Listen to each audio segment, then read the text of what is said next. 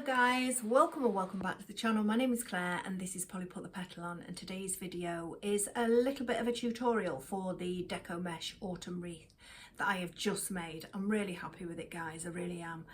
All the ingredients have come from Temu, bar the 3 little pumpkins that I got from B&M, and they were £1.50 each. But this is a budget wreath, and it really is. You can do, it's just to show you that you really can do things on a budget. And you know, these DECOMESH wreaths do come with a handsome price, you know, if you're buying off Etsy or anybody's website or anything, but you can make it at a fraction of the cost. Now, I don't embellish these very much. There is only a few things on here because I think the mesh and the ribbon tails speak for themselves once you have, you know, once you've dressed it with your ribbon tails. I think they're absolutely beautiful without all that bump, really. But like I say, I have put a few. I'm going to show you. I'm going to shut up and show you. And this is what we've arrived at today. There's a beautiful welcome sign that also came from Temu. Like I say, it's just the pumpkins that I got from B&M. But look at that, guys. How beautiful is that for autumn? I'm absolutely over the moon with it. I love these wreaths. I've been making them for a number of years. And you know, I think one of the wreaths that I made in the very beginning, it came in at about £50 to make. But with good old Temu these days, you know, it doesn't have to cost the earth. And I would say this has cost me just over £20 to make. So it just goes to show. So yeah, like I say, apart from I did have my own chenille stems, I've had my own glue of course, and I did have my own frame. And what we're doing it on is a 2-tiered frame that you can pick up from Amazon. I buy in bulk, so you know, I already had mine in stock, but you can get them on Amazon and cheap as chips too. I think you'll get one for £1. And if you can find somebody that you can buy from in bulk, I can't remember where, because I've had mine a number of years because I have a big stash of them. It could have been Triangle Nursery, somewhere like that.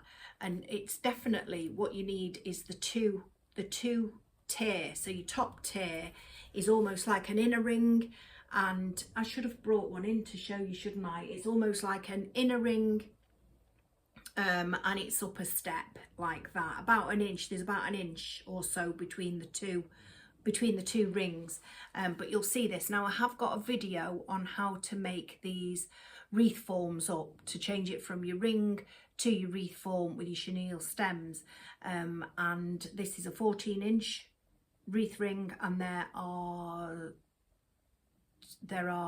8 twist ties on the bottom, and there are 6 twist ties on the top. So it's a 14-inch and there's 14 twist ties on it, so there's 14 placements all together. But I'll talk you through that as we go along. But it's absolutely beautiful. I am over the moon with it. It's got that beautiful welcome sign in the center there, and then it's got those pumpkins and the sunflowers. It has got that little bit of wheat, and I might leave it in.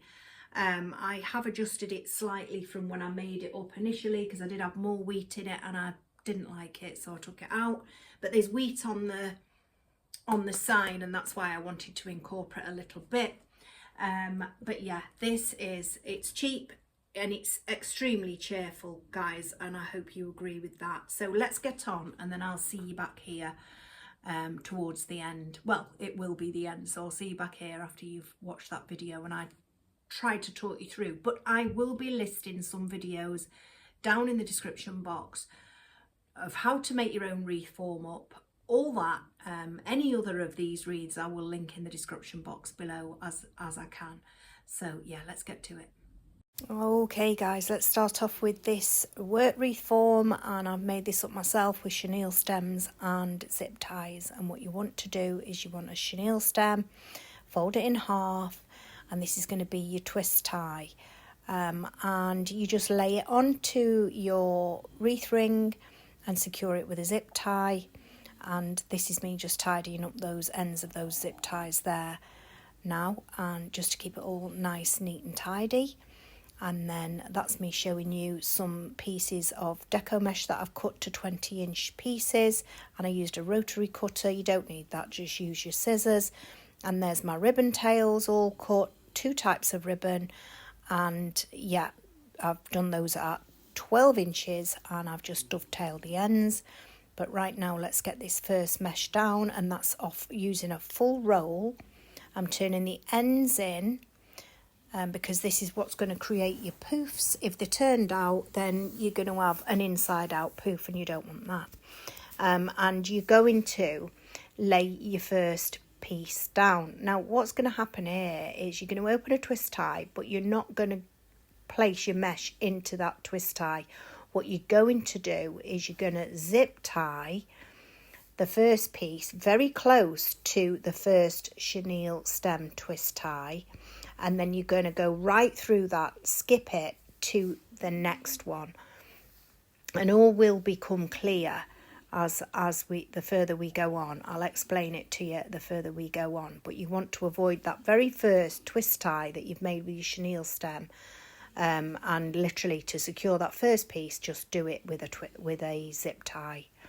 You know, with all these zip ties and twist ties, you'll have a job keeping up, but hopefully you won't, and all will become clear. Like I say, these are so easy to make. So we just opened all up the zip ties, the twist ties on the bottom rung, so that we can just go straight ahead. And what I am going to do is, I usually eyeball it, but I am going to measure my poofs. So like I say, go straight through that first twist tie. As you can see, it's open there, but I'm going to go through. I'm measuring my poofs at 10 inches. So we'll get to 10 inches there, and then we're going to lay our first poof. So straight through the first one and lay it into the second one.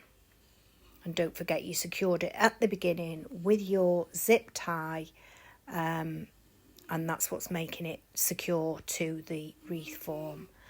And then you're going to go create another 10-inch poof, and you're going to go into your third zip tie.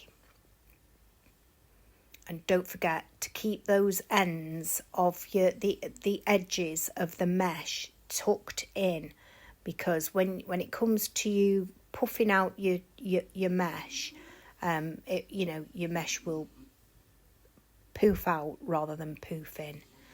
So that's quite an important step, to make sure those ends are tucked in. Another 10-inch and lay that into, I think is the fourth. Yes, it is the fourth. And we'll just quickly get through that, and we'll get to the first layer, and then I'll explain to you my reasoning for laying that first very piece securely with the zip tie instead of the twist tie. So I've just poofed all my poofs out. As you can see, it's looking quite nice already on this first layer. And then we should be coming to the end of it now.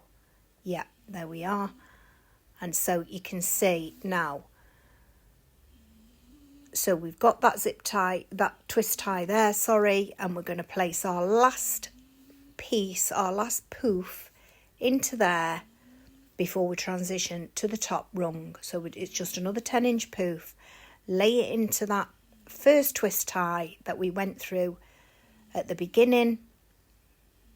Poof out your mesh.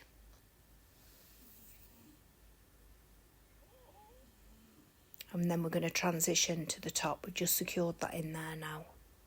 Transition to the top. You're literally going to take your mesh onto the inside, but first we're opening our zip ties on the top. If you can hear snoring, that's Autumn. She's having a little snore at my feet, so apologies for that. And then we're just literally taking it in and taking it up, and we're going to do exactly the same thing. Before your first twist tie, you're going to secure it with your zip tie. You're going to move through the first twist tie without securing it. You're going to do a 10-inch poof, and you're going to go into the second zip tie. And there we're zipping through this, guys. Look at this. So yeah, we're going to do the top layer now, and it's exactly the same process. 10-inch poofs. Make sure that your edges are tucked in and just pull your puffs out along the way as you go. And this is your first layer almost finished. And now we're getting to the end. And we just secure that into that first twist tie, and then we cut the end off. Turn it round, take that up and tuck it underneath one of your poofs and attach it, secure it with your another zip tie there, just to tie it down so that it's not sticking out and it's not stray, and it's not going to spoil anything within that design. So we get that done, and then it's time for the second layer. So once you've done that, just take your time and go around and puff all your puffs out that you've laid down, and get it so that it's nice and full, as you can see. And it should look something like that on the back and that on the front. There you go, nice and neat. And I think I do go and straighten up my twist ties then, because I'm about to do my second layer.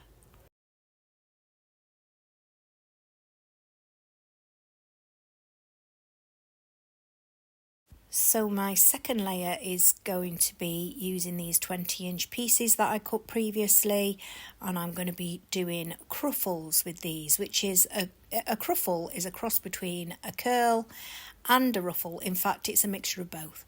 So you've got you curl each end a couple of times, and then you walk your fingers up the centre to create your ruffle, and there you go. You've got a curl and a ruffle, and it's called a cruffle. And then you've created this lovely little shaped bow, and you're going to lay that down into your twist ties on each placement.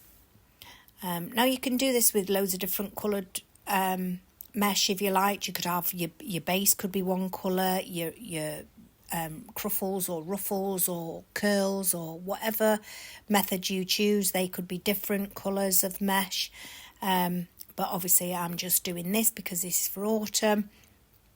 And yeah, we're just going to continue to put these into their placements. So there's 14 placements, so there'll be 14 cruffles. And I've got many different ways of getting to that same product, that cruffle. And I use every single one of them in this as well. So yeah. And there's my second one gone in. It really does start to fill out really, really quickly.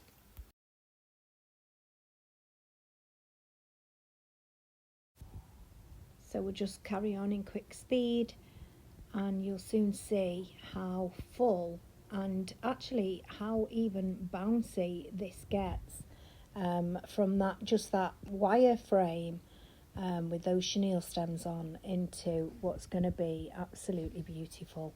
I really do love these DECOMESH wreaths. I would just ask as well, if you are enjoying this video, please would you mind giving me a thumbs up just now? I really would appreciate that. Thank you.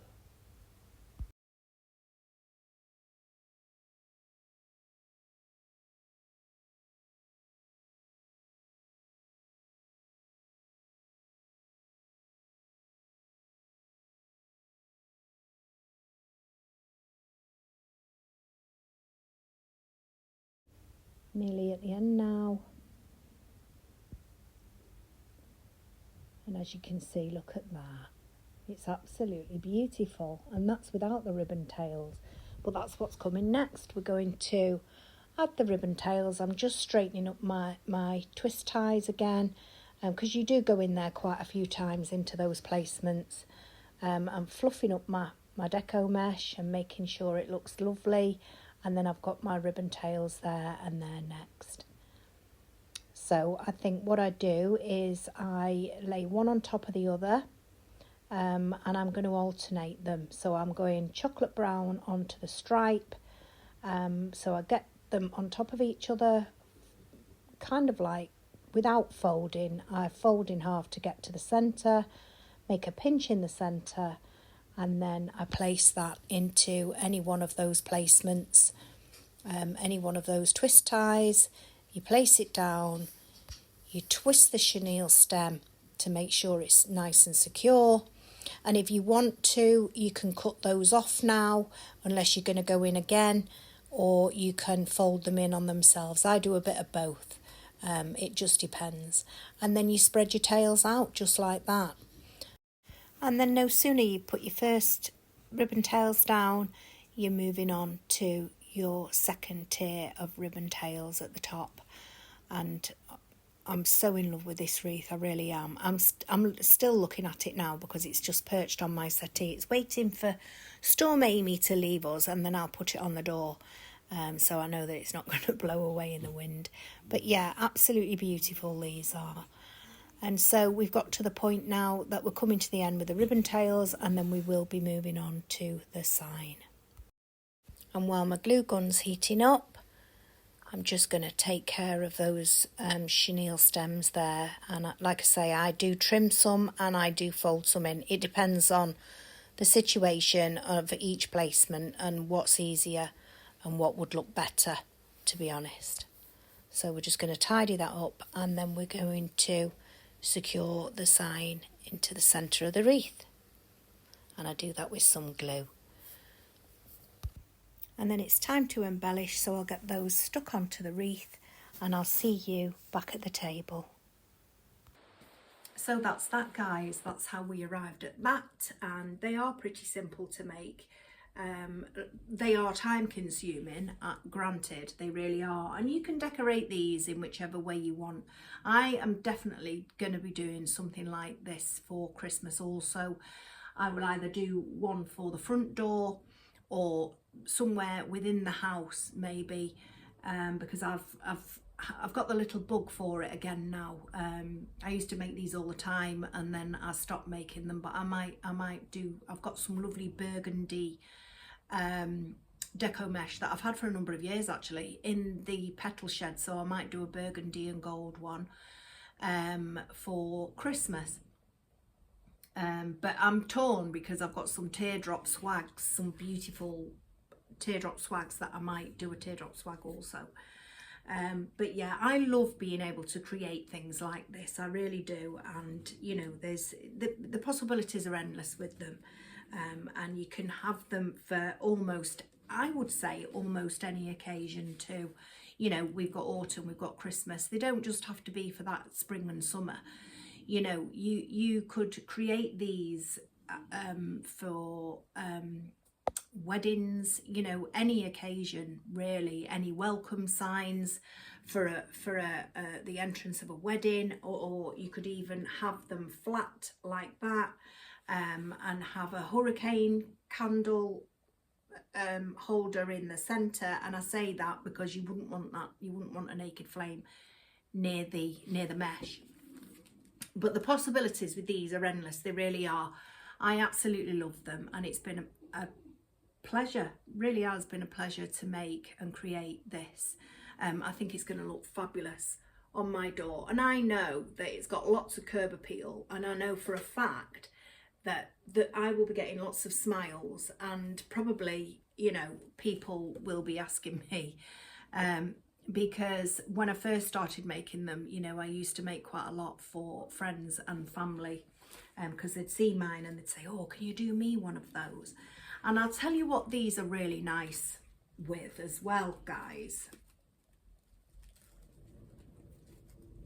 Sorry, just tinkering around with my new wreath. I'm so in love with it. I'll tell you what these are really nice with.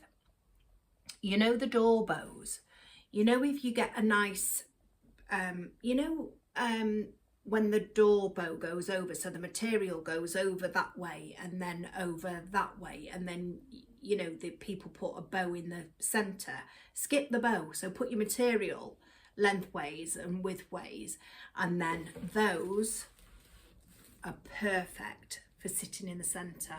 Absolutely sets it off just a dream. So yeah, they're beautiful, they really are. Like I say, possibilities are endless. So I do hope you've enjoyed this video, guys, and I hope that you've got something out of it. and it has been lovely to see you, and as it always is. Do let me know how you are down in the comments. Mum's still in hospital, 5 weeks, but you know, we are getting to the point where she's doing well with her rehabilitation. Didn't think it'd take long.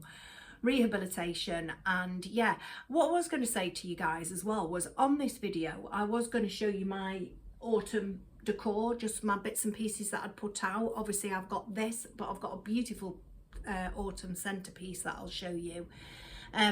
It's overrun a little bit, so what I will do is I will do my copper kettle, my arrangement in my copper kettle, and then I will show you the decor, because before we know it, we're going to be moving on to Christmas, aren't we?